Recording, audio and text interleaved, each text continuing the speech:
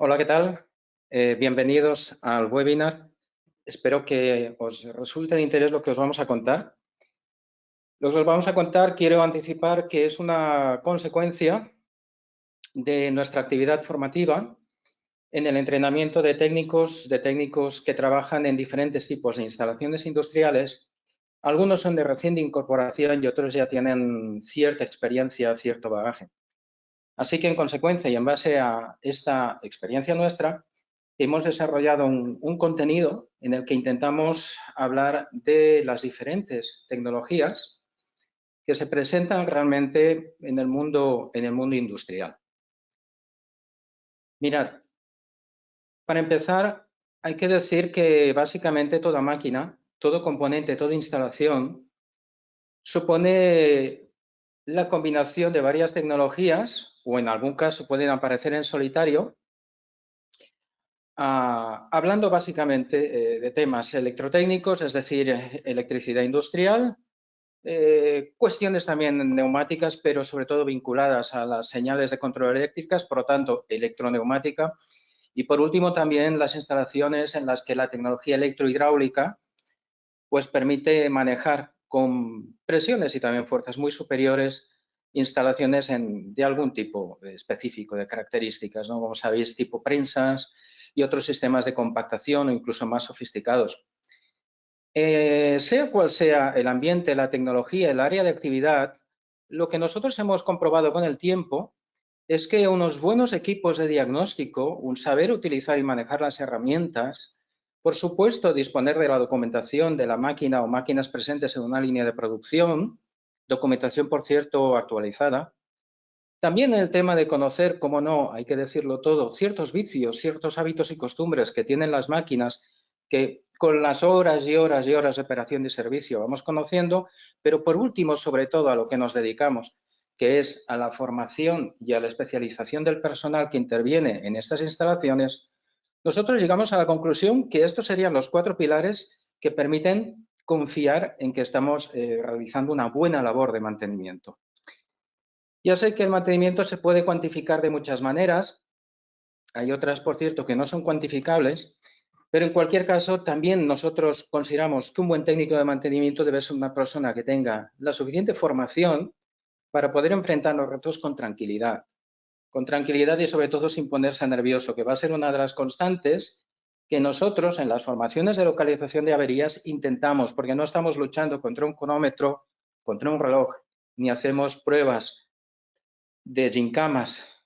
En realidad, deciros que también hay que tomar en cuenta que básicamente nosotros, si hablamos de electricidad industrial, podemos estar hablando de sistemas, y estáis viendo en estos momentos una imagen de una mesa de trabajo de una instalación eléctrica, en los que aparecen de forma protagonista los motores eléctricos, también pueden aparecer transformadores, sistemas de medición que son de mucha ayuda y obtenemos, gracias a ellos, mucha información de máquina y, por cierto, toda la parte de protección y maniobra, ¿no? Que me parece esencial. De esta manera, con esta imagen que os proponemos seguir brevemente, os diremos que una de las cosas más importantes es entender qué es un suministro eléctrico, cuál es su naturaleza. Esto, como buen técnico de mantenimiento, no puedo enfrentar una localización si no domino qué es una alimentación monofásica de alterna, incluso qué es una señal de alimentación en continua. Y también deciros que también, por supuesto, a nivel de potencia tendríamos que hablar, conocer, saber los detalles de los sistemas trifásicos y, por supuesto, también esas famosas conexiones, tanto la estrella como la triángulo, que estamos viendo una simbología en la que solo se emplea conexión estrella, pues permiten, por ejemplo, modificar la tensión de alimentación a motores asíncronos convencionales, ¿no? Pensad además que hay que hablar de que en la instalación, cada vez más hoy en día, pues las tensiones no son equilibradas, que esto puede suponer de carga, por ejemplo, a la sobrecarga de conductores tan importantes como el neutro, o incluso las distorsiones que también están presentes cada vez más en la industria moderna debido a la llegada al desembarco de toda la electrónica, y hace tiempo de esto, pero ahora es muy empleada, prácticamente con las distorsiones que conlleva la aparición de los famosos conocidos armónicos que provocan derivaciones en el factor de cresta, picos de tensión en la conexión y desconexión y muchos problemas en instalaciones en las que cada vez la electrónica está más presente. Como veis, partimos de unos inicios muy básicos y llegamos a conceptos de plena actualidad en los que hay que dominar, hay que saber un poco para sospechar dónde pueden estar las causas de los incidentes.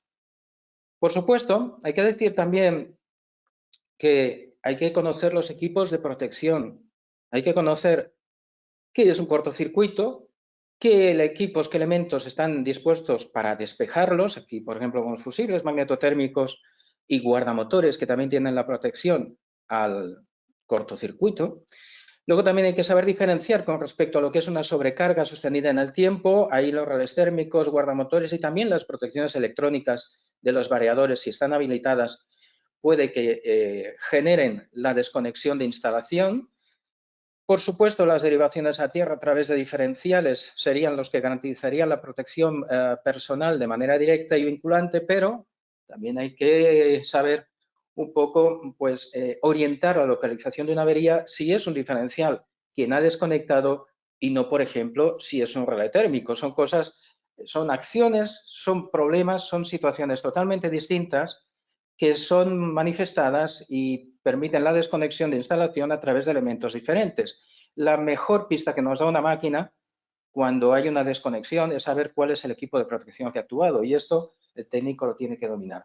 Por último, los sistemas de protección a las sobretensiones permanentes o transitorias y a las subtensiones a través de relés de mínima, pues cada vez más importante es saber que están y tener la conciencia de por qué actúan. Por último, habría que decir aquí también, ya que estamos hablando de elementos de protección, que a nivel de maniobra los contactores hay que confirmar que estén bien dimensionados.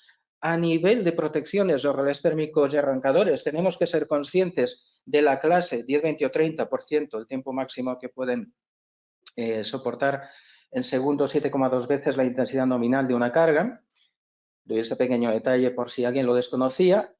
Y hay relés térmicos con diferente curva térmica. Por supuesto, las curvas de disparo de los interruptores magnetotérmicos, las más diferidas en el tiempo, la D y la E, especiales para máquinas como motores eléctricos que presentan sobrecargas en los arranques iniciales. Y por último, la presencia en el mercado de interruptores diferenciales simples, clásicos convencionales como los tipo A, o bien interruptores diferenciales más sofisticados, superinmunizados, como los AC, los F, o incluso los B, que despejan faltas, intensidades que tienen componente de continua. Por cierto, absolutamente necesarios cuando trabajamos con variadores. Toda esa tipología de diferenciales, magnetotérmicos, arrancadores y la capacidad que tienen los contactores de trabajar tienen que ser conocidas por un buen técnico, porque si no, pueden haber errores graves a la hora de sustituirlos en un proceso de reparación una vez localizada la avería. Deciros que es importante, como no, saber manejar el multímetro y saber cuáles son los riesgos que presentan los multímetros, sobre todo si utilizamos la toma de conexión para lectura perimétrica, que la verdad, gracias a Dios en los equipos modernos, pues de gama alta ya no está y por lo tanto nos limitamos a trabajar con pinzas amperimétricas para lectura de intensidades. Saberlos manejar, saber lo que no se puede hacer con estos equipos, ir con cuidado cuando los tenemos en posición de lectura de resistencia, en lectura de continuidad también, porque nos puede llevar a error, ¿no? Y es que efectivamente, básicamente, verificar si un equipo tiene algún seccionamiento, está en circuito abierto o está comunicado o bien está derivado a masa, es básicamente lo que hacemos con todas las maquinarias que nos podemos encontrar en un circuito eléctrico industrial, ¿no? A nivel de relés, aprovechando que estamos visualizando esta diapositiva, deciros que es importante saber que no es sabio comprobar una bobina de un relé a través de continuidad y, sin embargo, sí a través de la medición directa de la impedancia. En cualquier caso, tanto si empleamos lecturas de continuidad a través del téster o de impedancia, por supuesto, los equipos han de estar previamente retirados fuera del sistema, ¿no? Igual que sucede en contactores. En los contactos sí se puede utilizar la prueba de continuidad, pero en bobinas nunca debe utilizarse. Lo comento porque he visto que hay muchas confusiones al respecto. Como se ve en este caso, podríamos también verificar los fusibles sin necesidad de extraerlos, si están en buen estado o no, con el multímetro, y también podríamos verificar el funcionamiento de relés térmicos y diferenciales aplicando precisamente esa prueba con un pulsador específico que nos permite ver si están realizando su función de manera adecuada, cada cierto tiempo, por supuesto. Bueno, en cuanto a transformadores, pues lo mismo, ver un poquito las tensiones en vacío, las tensiones en carga, ser capaces de vez en cuando hacer un seguimiento de estos equipos y por último ver las mediciones de resistencias internas y aislamiento si es que sospechamos que el transformador, que ya es difícil porque es una máquina muy robusta, pues presenta algún tipo de problema, ¿no? En cuanto a motores, indicar que ya en frío o en caliente, si hay una diferencia entre las resistencias de las fases superior al 5%, entre la mínima y la máxima, es posible que tengamos algún tipo de daño que está apareciendo incipiente en alguno de los bobinados, por ejemplo, por sobrecalentamiento. Diferencias inferiores al 5% no son importantes. Y por último, en cuanto a la prueba del aislamiento del Megger, tanto entre fases o entre fases y carcasa, hay que distinguir pues, todas estas posibles situaciones en las que a partir realmente de 500 megaohms empezamos a entender que una máquina está en condiciones de recibir tensión con toda la seguridad. Recordar que el Megger precisamente es un instrumento de determinación sin necesidad de abrir el motor por dentro, a saber cómo está esta máquina y en qué estado de envejecimiento o desgaste se encuentra, ¿no? Por último, en cuanto a sensórica, deciros que teniendo en cuenta lo que es un sensor PNP o NPN, pues saber cómo hay que establecer las mediciones. Hay algunos kits, hay algunos equipos que permiten la lectura del estado del sensor directamente y también conocer pues, toda la problemática que deriva de la falsa detección, de los pequeños desplazamientos de los sensores y de los problemas que esto nos genera, ¿no? En cuanto a diagramas y esquemas, esta imagen solamente para explicar que es importante entender las referencias cruzadas, los vínculos entre puntos eléctricos del sistema que están, como siempre, en una documentación en hojas separadas, porque suelen tener cierto volumen, y a partir de ahí creemos que es muy importante no limitarnos a conocer toda la simbología específica de los componentes, sino también, por supuesto, cómo se identifican en el esquema, cómo se referencian y cómo tenemos que seguir un diagrama eléctrico de principio de acometida hasta el final, que es el receptor último o consumidor final. Todo esto, que aparece aquí ahora en texto, decir que también el tema de las borneras es importante, aunque ya depende todas estas formaciones de disponer de realmente documentación específica del cliente, que es lo que más le interesa. Y recordar que estamos trabajando en el entorno eléctrico, que es un entorno de riesgo y por lo tanto hay que tomar las medidas preventivas adecuadas. Esto también aparece siempre en cualquier formación y forma parte del conocimiento que un buen técnico tiene que tener, igual que el nunca precipitarse, esa pequeña coletilla que acaba de aparecer en la parte superior derecha.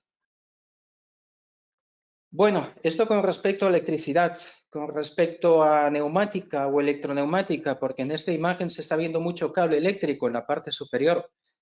Pues deciros que con respecto a la neumática es importante como técnico inicialmente ser consciente de la consecuencia de las fugas en una instalación.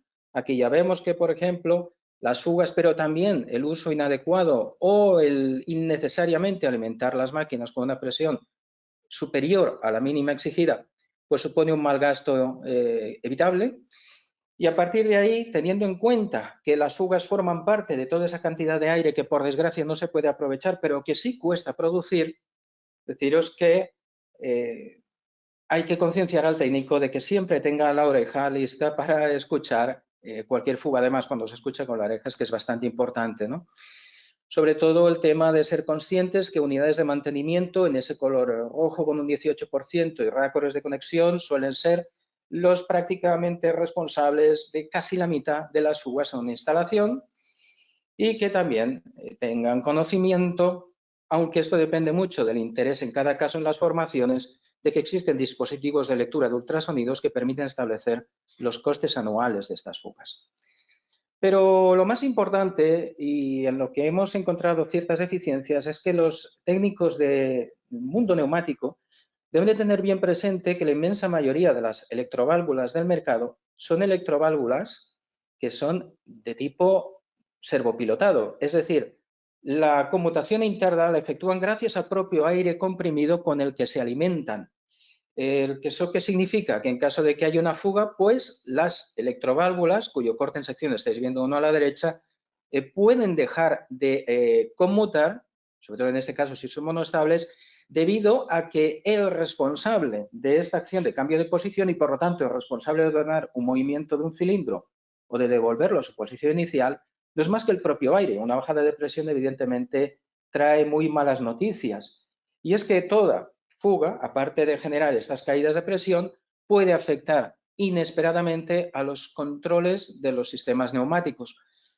Bueno, deciros que en este caso las unidades de mantenimiento también juegan un rol importante de cara a conocer los elementos que las componen, porque actualmente ya prácticamente muchas de ellas disponen de sistemas como el arranque progresivo, que son ajustables y además presostatos. Estáis viendo uno en la parte central de esta figura arriba, en el que un fallo de configuración del presostato, por ejemplo, en la histéresis, puede provocar una desconexión consecutiva de las señales eléctricas a su salida, precisamente por haber definido una histéresis demasiado baja. Nos hemos encontrado con muchos problemas de máquina en los que los presostatos están mal configurados a nivel de histéresis o directamente el concepto se desconoce.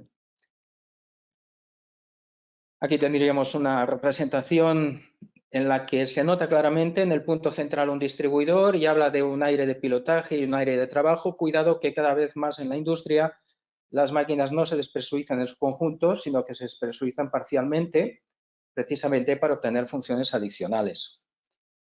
Hay un segundo punto que hablaba del comportamiento dinámico de actuadores. Deciros que la imagen de la izquierda no será fácilmente identificable para todos y la imagen de la derecha, por eso la pongo aquí, quizás sorprenda a alguno. Un buen técnico de mantenimiento debe saber que para desplazar verticalmente cargas, lo que se hace es montar de una manera atípica, vamos a decirlo así, dos estranguladores que permiten regular la velocidad de elevación, precisamente de forma entrante, y otro que permite regular la velocidad de descenso, que es un estrangulador como habitualmente se venía instalando saliente.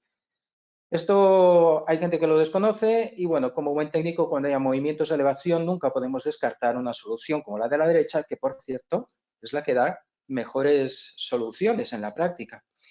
Y luego también decir que a nivel de control no de velocidad sino de presión, la imagen de la izquierda, que es la que más me interesa, más que la de la derecha, recuerda claramente que hay que proteger el regulador si está instalado entre válvula y actuador. ¿Por qué? Pues porque en caso de flujo inverso, es decir, durante el avance del cilindro, el aire pasa en un sentido opuesto al natural o al de intervención del regulador de presión. Para proteger este regulador hay que trabajar en bypass. Lo menciono de manera específica porque a veces ponemos un regulador convencional en ese punto sin bypass y esto sacrifica en pocas semanas de vida al regulador con total seguridad. Por cierto, para evitar esto, un circuito como el de la derecha, que tiene una particularidad y es que la válvula que estáis viendo 5.2 biestable tiene servopilotaje externo, sería una buena solución. En este caso, estamos regulando la fuerza del proceso, pero lo estamos haciendo con una válvula interpuesta entre la alimentación y la válvula distribuidora, lo cual, por cierto, permite una lectura mucho más estable y una regulación mucho más cómoda de este valor de presión de trabajo. Dicho todo esto, con respecto a un cilindro, deciros que básicamente recordemos que hay un punto crítico cuando se desarman y se desarman a veces habitualmente cuando procedemos a la sustitución de los kits de juntas y es la introducción del émbolo sobre la camisa. Muy importante protegerla. Y además recordar que los cilindros siempre soportan cargas axiales y por lo tanto es muy importante verificar en máquina que estos cilindros están trabajando de manera adecuada. Con respecto a las electroválvulas, decir que en aplicaciones donde hay gran caudal como eyectores de vacío o también sopladores. Es muy interesante trabajar con electroválvulas servopilotadas externamente. Es esto que estamos viendo aquí como identificada la vía 14 de la imagen de la derecha. ¿Por qué? Porque debido al elevado consumo y la disminución de presión que esto supone en instalaciones neumáticas, trabajar con válvulas de servopilotaje externo permite garantizar que estas válvulas serán capaces de conmutar en cualquier momento, ya que su presión de mando neumática no está afectada ni tiene ningún vínculo con la presión principal del circuito. Dicho eso, deciros que cuidado con las presiones máximas, cuidado con los pares de apriete, cuidado con el teflón en cinta, que es bastante dañino, y cuidado con las chapuzas, si se me permite hablar así, que estamos viendo en imágenes de la derecha, donde estamos viendo unos tapones improvisados, ¿no? También cada vez más es interesante emplear elementos en derivación Y, no TES, porque tiene mucho más rendimiento y presenta menos turbulencias en la instalación. Y recordar con esta imagen que hay que explicar bien a los técnicos cómo se accionan manualmente las válvulas y cómo se liberan estos accionamientos, porque más de una y dos veces hemos procedido a averiar electroválvulas por olvidar el accionamiento manual que hemos hecho previamente antes durante las pruebas de, como coloquialmente se habla, pinchar las válvulas. Y esto es importante porque hay diferentes sistemas, no coinciden, ¿no? Por último, cuando desmontemos una válvula, recordar que en algunos casos, como el que están viendo, si la junta tiene la posibilidad de instalarse en varias posiciones, y esto a veces se hace para reconducir el aire de escape de los servopilotajes y canalizarlo en el caso de áreas limpias, salas blancas, pues hay que ir con cuidado, porque no es lo mismo liberar este aire bajo la válvula que canalizarlo, conducirlo a través, por ejemplo, de un distribuidor. Cuidado que a veces, si no hemos tenido esto en cuenta, hemos montado la junta en la primera posición que nos ha venido bien y luego esta válvula da un problema muy curioso. Da una maniobra, dos maniobras y deja de funcionar. Es una avería bastante extraña, bastante simple de resolver, pero que puede venir derivado de, por ejemplo, montar una junta en mal estado. Yo, para terminar la parte de neumática, solo deciros que recordemos que toda formación implica dominar simbología e implica dominar realmente método de trabajo, ¿no? Si nosotros utilizamos, por ejemplo, sistemas de apoyo como pueden ser softwares de simulación y animación, como es el caso que están viendo, lo voy a activar solamente en tecnología neumática, pues podemos verificar el correcto funcionamiento de una instalación sin que esté realizada, o podemos hacer un modelo literal de lo que tenemos en una máquina e incluso proceder a simularlo como estáis viendo brevemente en esta pantalla. Bueno, realmente estamos viendo una versión del programa FluidSim en el que nosotros tenemos un circuito eléctrico y un circuito neumático en la parte superior y evidentemente pues podemos proceder a realizar una secuencia de trabajo en la que de manera consecutiva pues van a suceder diferentes movimientos en la máquina. Esto equivaldría a una documentación técnica de máquina en la que hay una descripción de todos los elementos y cuál es su función de trabajo en ella. Pero a mí me gustaría quizás que viéramos esto directamente a mis espaldas porque tenemos algo más interesante que es este programa y es en sí la representación de este circuito que, por cierto, hemos visto antes en una imagen. Me voy a levantar con vuestro permiso y simplemente en este caso voy a mostrar en esta parte un panel de trabajo que usamos nosotros en nuestras formaciones, en el que me he permitido hacer una pequeña exhibición con numerosos bloques de válvulas, numerosos tubos neumáticos, numerosos elementos, captadores de señal, sensores que todos sabemos que dan mucho problema en instalaciones industriales y, por último, numerosos cables en la parte de control eléctrico. Incluso también me he permitido vincular con esta secuencia de trabajo un variador de frecuencia que arranca un motor, evidentemente a través de un sistema electrotécnico, con lo cual tenemos una integración de varias tecnologías aquí. En este sentido, Deciros que si nosotros, y está todo preparado para ganar tiempo, si nosotros activamos una señal manual de marcha,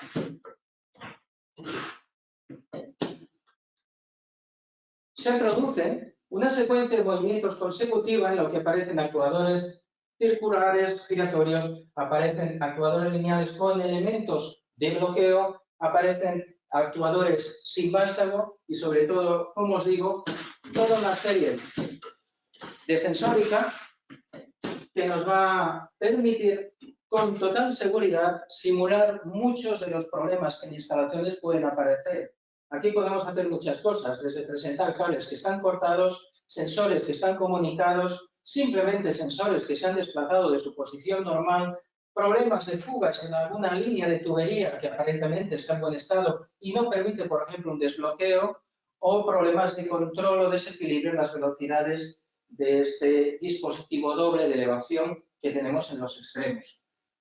Bueno, habría más cosas que comentar sobre este circuito, me voy a volver a sentar porque quiero terminar con la parte de hidráulica antes de que se nos complete el tiempo. Así que, con su permiso, me sitúo de nuevo en la parte hidráulica en la que, por cierto, esas tuberías ya no son plásticas de color azul y pequeñitas, ya estamos viendo mangueras, y sí que a través de este nuevo entrenador pues podemos ver la parte de control eléctrica y la parte de trabajo hidráulica, en el que claramente a la derecha visible está una bomba, ¿no? Quizás, y para resumir el máximo, porque estamos prácticamente fuera de tiempo, habría que decir que nunca hay que confundir la hidráulica con la neumática y, sobre todo, la utilidad de las válvulas que en esta tecnología tienen. Si no conocemos esto, y lo digo por experiencia propia, tenemos muy complejo saber interpretar un circuito hidráulico y vamos a ir prácticamente perdidos, ¿no? Fijaros que me permito recordar que cuando alguien nos habla de una válvula limitadora, una válvula de secuencia, una reductora, incluso válvulas compensadas o no, una válvula de freno, una válvula de contención o contrabalance, nos está hablando posiblemente de la misma válvula, que son válvulas reguladoras de presión, pero que tienen montajes en situaciones, posiciones y también funciones totalmente distintas. Y esto es algo que no pasa en neumática y un técnico hidráulico tiene que conocer. No solo qué válvula, sino la función que realiza. Dicho eso, deciros que si no cuidamos, y esto lo sabe toda persona que ha estado cerca de una instalación hidráulica, si no cuidamos los fluidos vamos a tener muchos problemas con el paso de tiempo. Si no cuidamos de la limpieza de los filtros, vamos a tener muchas obstrucciones con consecuencias en la máquina bastante embarazosas. De hecho, también hay que tener los ojos bien abiertos. Los ojos bien abiertos para que las curvaturas de las tuberías no sean demasiado restrictivas. Los vástagos de los cilindros, tanto en neumática como en hidráulica, hay que observarlos siempre con cuidado, con cariño, porque nos dan indicios de mal funcionamiento con marcas que van apareciendo. Y por último, también a veces desmontar un equipo y ver cómo se ve en la parte derecha corrosión indica claramente que hemos trabajado con agua y que seguro que eso nos va a causar todavía más problemas. Deciros que cuidado, y este es una de las grandes o los grandes lamentos que nos comunican los clientes que vienen a nuestras formaciones, qué complejo es interpretar un circuito de control hidráulico, qué complejos los chiclés, cuántos problemas dan estas restricciones en la práctica cuando la suciedad, los residuos se interponen y anulan su función. Y claro, todo esto hace entender que la primera forma de darle menos trabajo a mis técnicos de mantenimiento es, por supuesto, cuidar muchísimo de la calidad de limpieza del fluido. Hay que decir, casi terminando, y por último, que cuidado con la hidráulica, porque las relaciones físicas entre caudal y presión no son tan vinculantes como en neumática. Es más, normalmente son magnitudes que evolucionan de manera opuesta. Y lo dicho, cuando explicamos que una válvula reguladora de presión como una limitadora puede provocar un cambio en la velocidad de un sistema por derivación de caudal de bomba indeseadamente a tanque, o bien cuando explicamos que puede haber una pérdida de fuerza cuando se restringe de manera excesiva el caudal de entrada a través de una válvula reguladora de caudal, pues claro, verdaderamente aparecen muchas confusiones de todos aquellos que piensan que la tecnología neumática es prima hermana de la hidráulica. Fijaros que incluso los temas de temperatura, siguiendo y siendo fieles al enunciado en azul, cuidado con interpretar correctamente los temas térmicos. Todos sabemos que los fluidos hidráulicos a mayor temperatura son menos viscosos. Entonces, en muchas máquinas hidráulicas, cuando las juntas, cuando los elastómeros no están perfectos, a veces en frío no manifiestan ningún tipo de paso de caudal ni lo permiten, pero en cambio, cuando la máquina toma temperatura y está trabajando en condiciones estables, ahí es que aparecen problemas de fugas. Por cierto, que si no hubieran fugas sería todo lo contrario. Con la máquina fría trabajaríamos intensificando presiones, con la máquina caliente trabajaríamos de manera más liviana, más ligera y más rápida. Pero al haber fugas, todo esto cambia. Deciros que, como consejo, siempre que tengamos acceso al interior de una instalación, un componente hidráulico, miremos las juntas, miremos los elastómeros, porque por culpa de contaminación, de golpes de presión, el temido golpe de ariete, o de combinaciones de presión y temperatura, o temperatura sostenida en el tiempo, podemos encontrarnos todas estas posibilidades que se están viendo aquí en esta imagen. Quizás decir, por último, para terminar, que en electroválvulas muchas veces ha pasado, en electroválvulas neumáticas no tanto, siempre una buena práctica, cuando se ha quemado un solenoide de una electroválvula, actuar manualmente, físicamente, directamente, que se puede, sobre la corredera y el elemento de conmutación de la válvula distribuidora. No sea que esté bloqueada y precisamente ello haya quemado la bobina. Si no tenemos eso en cuenta y montamos un solenoide nuevo, puede perfectamente volvernos a pasar.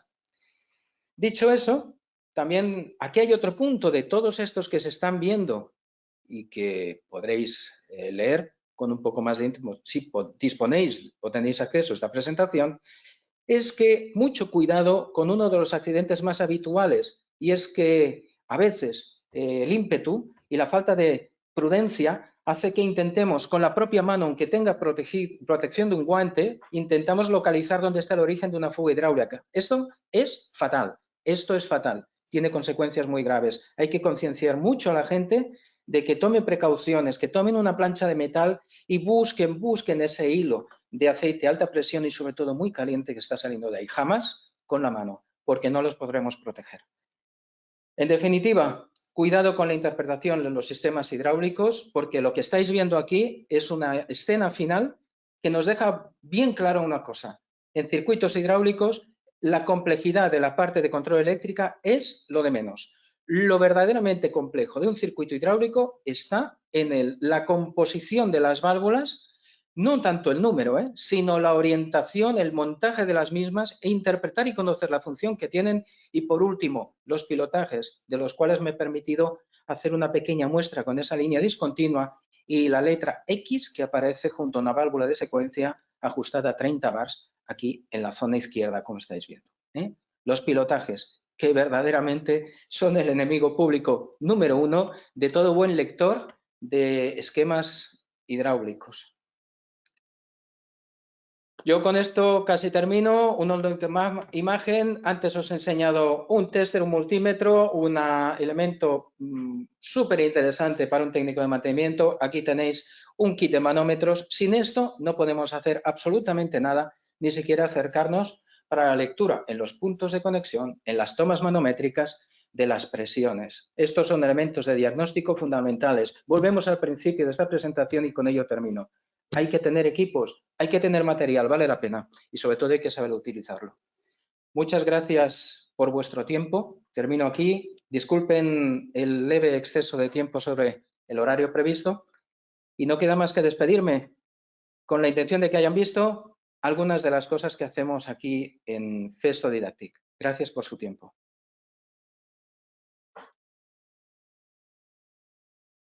Muchas gracias, Jordi. Ahora pasamos a la ronda de preguntas. De momento han ido surgiendo algunas.